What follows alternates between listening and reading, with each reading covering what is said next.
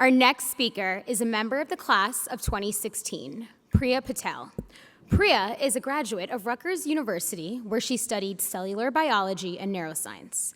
As a first-year medical student, she joined a group of enthusiastic students to help put together the first annual Med Talks. She is thrilled to bring things full circle and now join the event as a student speaker. Please welcome Priya.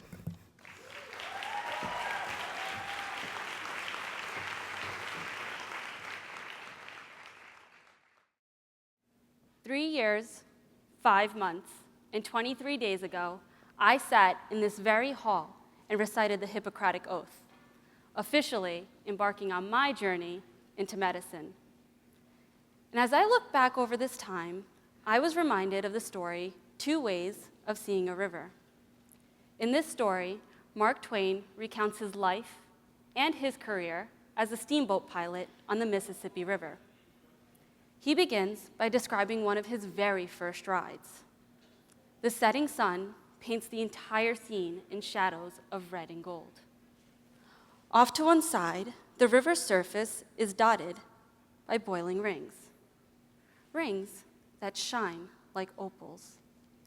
Long, radiating lines extend where the water ever so delicately kisses the shore.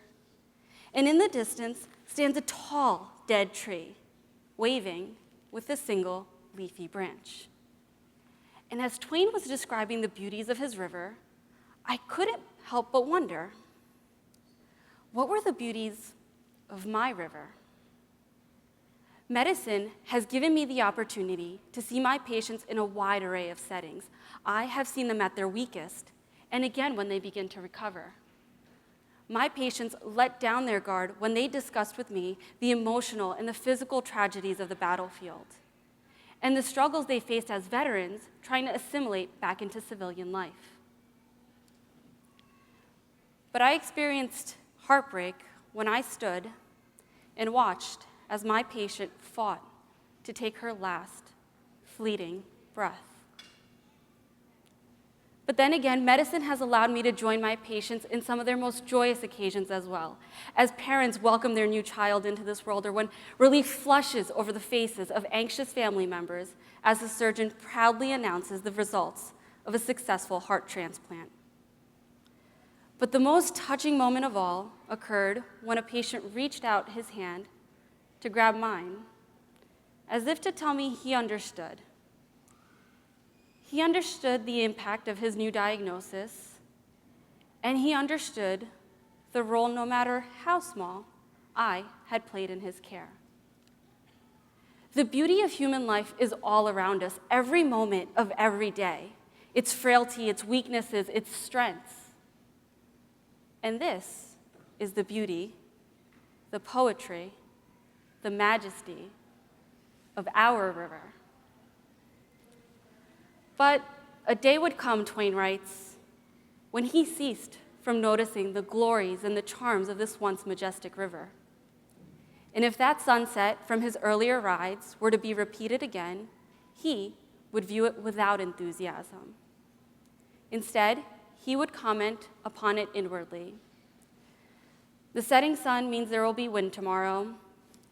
Those boiling rings show signs of a dissolving bar. The long, slanting marks on the river surface point to a hidden reef, a reef that will one night destroy someone's steamboat. And that tall, dead tree with a single leafy branch will not last much longer. And when it falls, how will one ride without using it as a landmark? For Mark Twain, the frequent traveler, the only value the river provided was measured by its usefulness in guiding his boat. And the day he made this realization is the day Twain says he began to pity the doctor. Now, as I read this, I thought to myself, well, Mr. Twain, I'll give it to you. You are a published author and clearly an experienced steamboat pilot. But, sir, in what capacity do you pity the doctor? And as though anticipating this rebuttal, he goes on to ask, by learning the nuances of their trade, have doctors gained most or lost most? When I sat here with my classmates almost 3.5 years ago, we were all wide-eyed, eager students, happy to receive our pristine, unstained white coats, ready to fill those empty pockets with whatever scraps of paper we could find. As newly minted medical students, we put on our stethoscopes with enthusiasm and listened with marvel at the sound of a human heartbeat. Timid and often unsure of what I was doing, though, I will admit, I felt like a baffling buffoon for many of those early interactions. But as my training progressed, those interactions became much more structured. I walked into a patient's room with an agenda. I was asking the appropriate questions, performing the physical exam in a methodical way. When I sat with patients, I began scanning their appearance, their demeanor, the way in which they recounted their symptoms, constantly trying to read in between the lines for some unspoken clues. You see, when Mark Twain became the operator of his steamboat, it was no longer about observing the river. Instead, it was about looking for the clues that would help guide him to the end of his course. In doing so, Twain went from an observer to a navigator. So by gaining clinical knowledge and developing diagnostic skills, what was I losing in the process? Like Twain, I too went from an observer to a navigator. My views went from amazement to that of a fact-finding mission. And like Twain, I too failed to realize when this shift happened. The more time I spent in the hospital, it, along with all of its inhabitants, became my new norm. A blur of sick patients, crying children, exhausted family and friends, mounds of paperwork in understaffed offices, worrying about upcoming exams, career choices, residency applications, caught up in trying to make my way through this complex system. There was no time left to admire the gold and the red hues of the setting sun.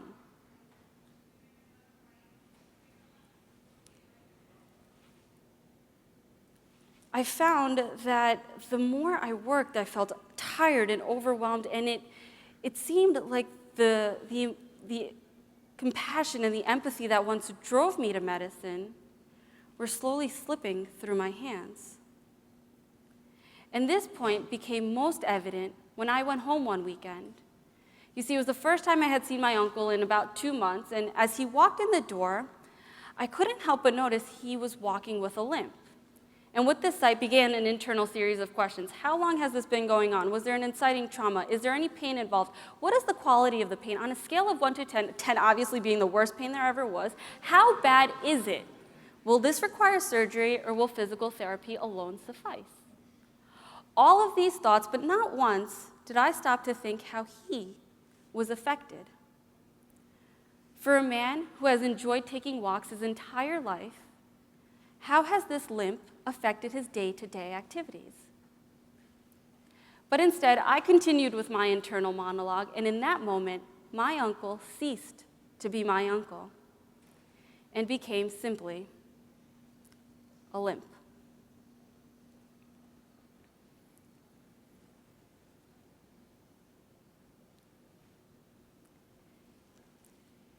For Mark Twain and myself, routine exposure to a once beautiful event led to the loss of its novelty.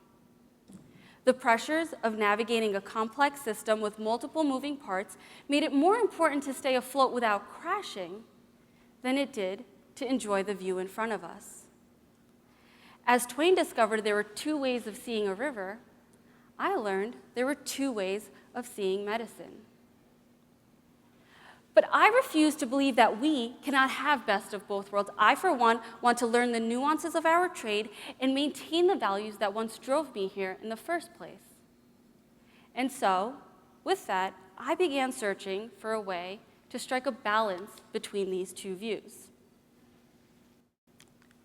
Earlier this year, I had the opportunity to work with a handful of first-year medical students as they learned the head and neck portion of the physical exam. Now, let me tell you, there was a sheer sense of joy present on the faces of every one of those students. The way they lit up the first time they identified a tympanic membrane or when they palpated a lymph node on one another, the excitement and the enthusiasm were tangible, reminding me of many of my initial experiences in medical school. So by viewing medicine through the eyes of your junior counterparts, you too can be reminded of the novelty you once found when you embarked upon your journey. As a required component of our medical school curriculum, I began writing self-reflections as a first-year student. But at that time, these reflections were exactly that, a requirement.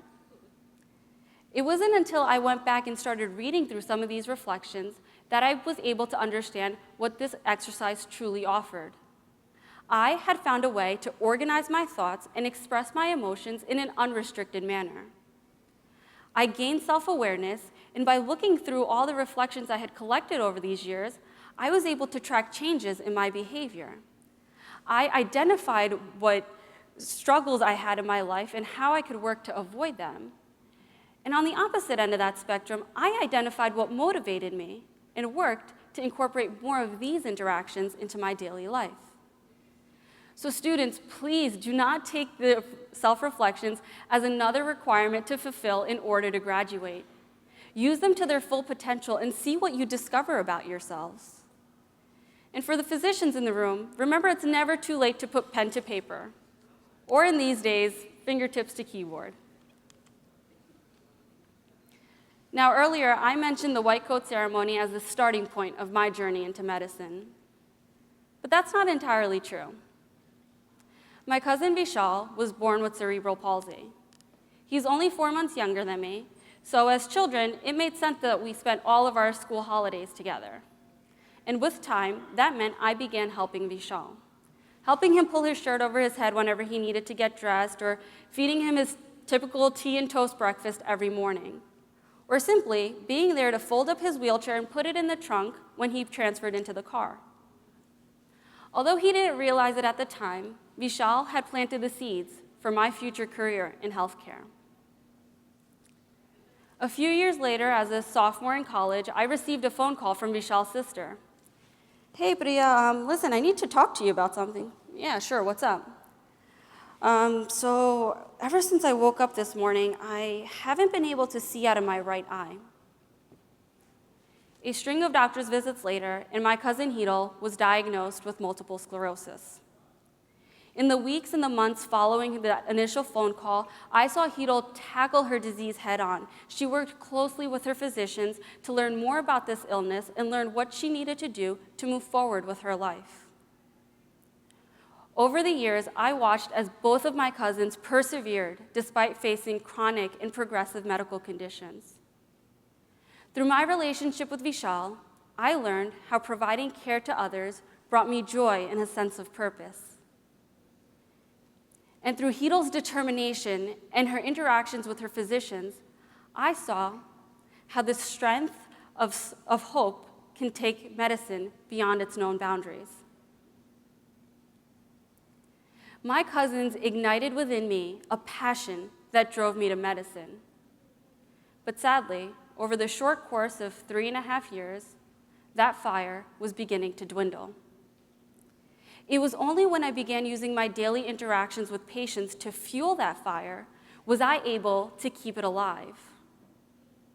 So now I ask you, what was it that brought you to medicine in the first place? Now, use your interactions, every patient, every office visit you have, to fuel that fire and see where it takes you. In his story, Mark Twain states, when he had mastered the languages of the water, he had made a valuable acquisition. But in doing so, he lost something too. In his words, something that could never be restored for as long as I lived. But see, this is where I disagree with Mark Twain, and perhaps it's because of the differences in the languages we are mastering. While Twain worked with his environment to master the language of the water, we are working with human beings, mastering the language of humanity. Our patients place their vulnerability in our hands. They place their faith in our words. And they place their livelihood in our ability to help them. As healthcare providers, we acquire a unique perspective on human life. As such, we hold an extremely humbling position in society. And anyone fortunate enough to have this should not forget that. Honor your patients and honor your career. Do not take for granted the impact of your actions. Teach, reflect, refuel that passion. And by doing so, you will continue to uphold the beauty, the poetry, the majesty that is the art of medicine. Thank you.